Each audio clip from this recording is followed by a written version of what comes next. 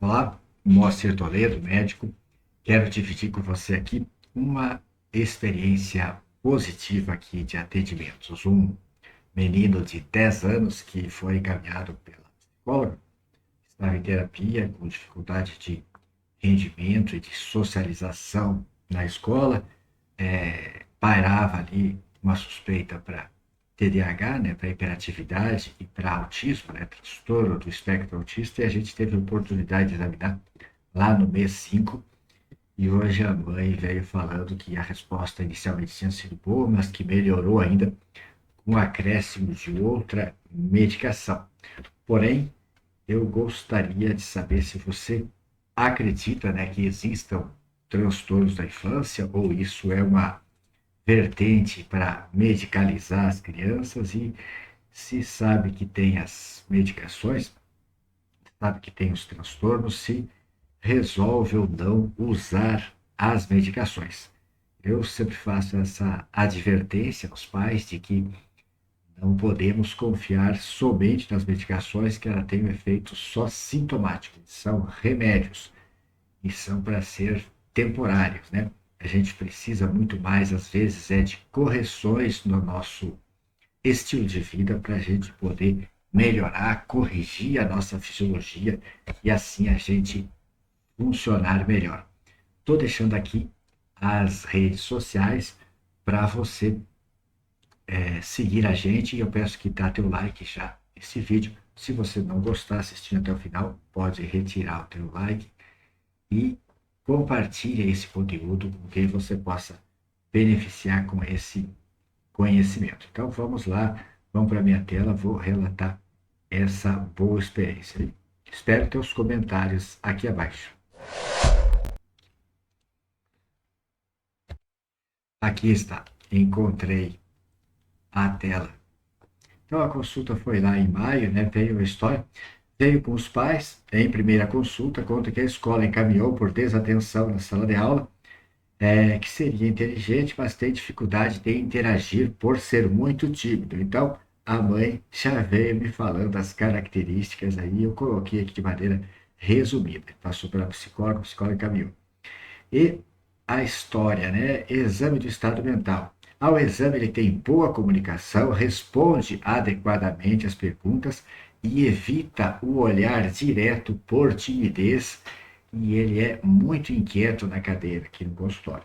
Mas o relato da mãe e esse fato dele se importar com a presença dos outros, ser tímido, afasta a ideia, né? Também o fato dele se comunicar adequadamente também afasta a ideia de ideia. Ele consegue responder adequadamente as perguntas, não há deficiência intelectual, então a gente ficou com a hipótese principais ali que vamos ver a seguir. Antecedentes, nasceu de parto prematuro por pré-eclâmpsia da mãe e deslocamento da placenta. Ficou internado por 30 dias até chegar aos 2 quilos e teve alta. Se desenvolveu bem, mas com um pouco atraso, tendo andado aos 15 meses e falado aos 2 meses. Ele foi um pouco tardio mesmo para se desenvolver neuropsicologicamente. E é uma criança muito carinhosa, sorridente e sentimental. Tudo isso é modulação do afeto, afasta também para a hipótese de TEA. A hipótese diagnóstica da gente foi TDAH, hiperatividade e desatenção, mais a ansiedade social. Orientei os pais para não caírem no conto do falso diagnóstico de TEA que temos observado com frequência aí na comunidade. Informo que poderíamos suspeitar de deficiência intelectual, mas ele demonstrou ter uma inteligência satisfatória. A minha conduta escolhida foi usar um tricíclico, um antidepressivo bastante antigo, estabelecido, antes de indicar a Ritalina, por ser o primeiro, por ser o tricíclico bom para o controle da ansiedade social. E também era o tratamento que nós tínhamos para o TDAH antes de existir a Ritalina. Depois do bom controle da ansiedade, se ainda precisar de melhora de foco, nós poderemos associar a Ritalina no horário escolar, conservando a nortriptilina à noite ou fixo até em outro horário. Indico a atividade física e menos telas, né, tirar tirar mais as telas para, consequentemente, fazer mais atividade física, dormir cedo, no escuro e acordar cedo. Eu oriento remover, para procurar ter uma dieta sem laticínios e sem laticínios e sem trigo, para desinflamar esse menino e fazer a suplementação mínima. Solicitei os exames e adiante teve o retorno. Vamos lá, só visitar a conduta dele que está aqui. Ó, eu deixei nortriptilina, essa é a conduta de hoje. A conduta dele eu deixei nortriptilina 2 à noite e ritalina de manhã. Orientei, é claro, começar com uma comprimido de ritalina e suplementei ômega 3 e vitamina D para ele tomar semanal. E fizemos uma ivermectina aqui para ele tomar de maneira dividida. Tá?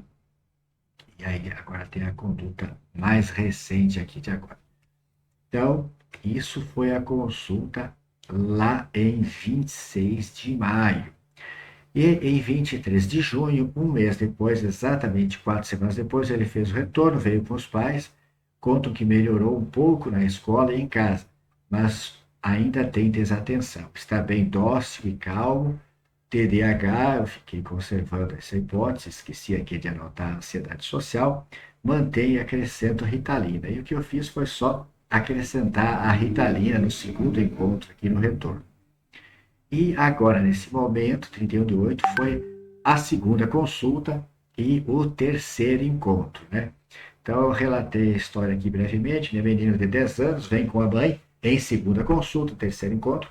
A mãe relata que com a Nortriptilina havia melhorado um pouco, mas agora com a Ritalina no horário escolar, informa que o professor notou grande melhora na atenção e alguma melhora já nas notas. No consultório, está com frio, com esse clima quente aqui do Mato Grosso, enquanto que eu que estou na direção do ar estou suando. Tem uma prega cutânea grossa e um abdômen um pouco globoso, ele está um pouco no sobrepeso. O detalhe é que a mãe é obesa mórbida, já operou esse ano, fez cirurgia bariátrica, perdeu 22 quilos e parou de perder. E conversei com ela que talvez ela precise de modulação hormonal, desinflamar, verificar esse metabolismo dela, mas ela não entendeu muito. Acredito que a gente consegue cuidar bem disso no sentido do emagrecimento. Uma pena que ela já fez a cirurgia bariátrica, ela vai ter as sequelas, as complicações dessa mutilação para o resto dos seus dias. Mas vamos lá, a gente consegue cuidar disso também. Ela trouxe os exames que mostram já lá no hemograma sinais para deficiência de ferro, de tem B12 baixa, a vitamina D está ótima, tem 96, ele já está suplementando. A calprotectina fecal 18 é normal, não há inflamação intestinal. Os parâmetros quase todos bons, mas ó, o volume globular e a hemoglobina corpuscular das hemácias as hemácias estão pequenas e estão descoradas. Esse é o sinal de insuficiência de ferro. E os eosinófilos estão aumentados, sugerem uma parasitose. As enzimas hepáticas estão bem, PCR está elevada para alto risco cardíaco a longo prazo, esse risco. A homocisteína também está elevada, cortisol está baixo, 8, ácido úrico está bem. Vitamina B12, 350, a gente prefere ela mais próximo do 900. TSH 2,5, que sugere alguma insuficiência celular, né, de hormônio tiroidiano, de T3, também revelado por esse excesso de frio dele aqui no consultório, que está bem quente, né? O ar-condicionado não consegue deixar a 19 graus, talvez 24, melhor das hipóteses. E resolvi suplementar para ele B12, tireoide, cortisol e ferro, e fazer o vermífugo novamente.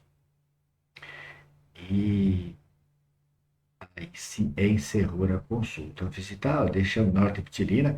A mãe deslocou para de manhã, que de noite ele estava reclamando de dor de estômago, e usando a nortriptilina de manhã, diminuímos a dose, de manhã ele ficou bem.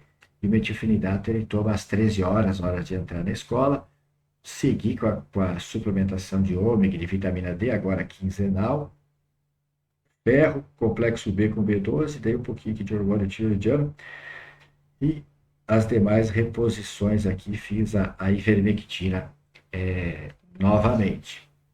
Então, tivemos esse caso aqui para assistir e detalhe, resumindo, um menino com prejuízo escolar, com dificuldade de socialização, pairou a suspeita de hiperatividade, desatenção e de autismo. Examinado pela psicóloga, ela pediu para trazer o psiquiatra, felizmente trouxe para a gente. Ele não perdeu tempo, a família não perdeu tempo com exames complementares e testagens que, na verdade, só aumentam os custos e não dão intervenção para a melhoria.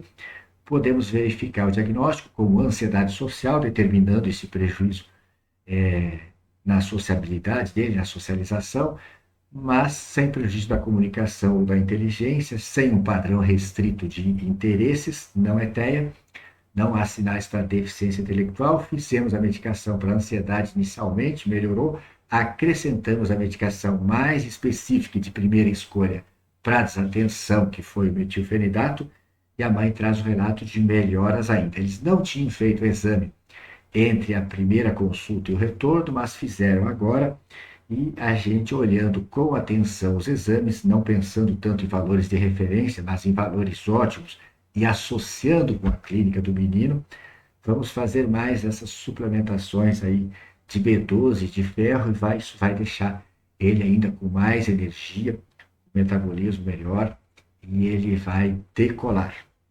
Veja que um caso como esses, se a gente falsamente atribuísse um diagnóstico de TEA, medicado adequadamente, melhorada a dieta, melhorado o estilo de vida e as suplementações, esse menino decola, fica ótimo, e a gente poderia ganhar os louros de clínica, né, de serviço que melhora o autismo, que cura o autismo, né? Mas a gente não pode fazer isso, a gente tem que ser honesto, a gente tem que esclarecer que não era o caso e tratar adequadamente com o diagnóstico correto, sempre os resultados serão melhores. Deixo aqui novamente as minhas redes sociais para você seguir a gente. Eu peço que dê teu like, aguardo seus comentários aqui abaixo e encaminha esse conteúdo com quem você possa beneficiar com esse conhecimento.